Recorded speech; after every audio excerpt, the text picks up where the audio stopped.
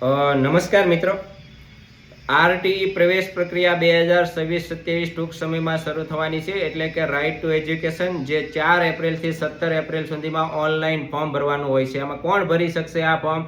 તો 1 જૂન સુધીમાં તમારો બાળકનો ઉંમર 6 વર્ષ પૂર્ણ થઈ હોય તો તમે આ બાળકના ફોર્મ ભરી શકશો, અને તમારા બાળક 1 ધોરણથી લઈને 8 ધોરણ સુધી ખાનગી શાળામાં એડમિશન મળશે, અને એ પણ મફતમાં તમારે ભણવાનો અધિકાર છે.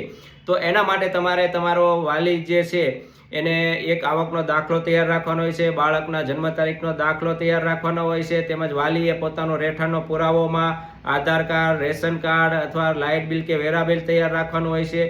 ત્યાર પછી બાળક અને વાલીનું આધાર કાર્ડ અને કોઈ જાતિનું પ્રમાણપત્ર જો લાગુ પડતું હોય તો જાતિનું પ્રમાણપત્ર અને એક પાસબુકની નકલ તમારે રેડી રાખવાની હોય છે.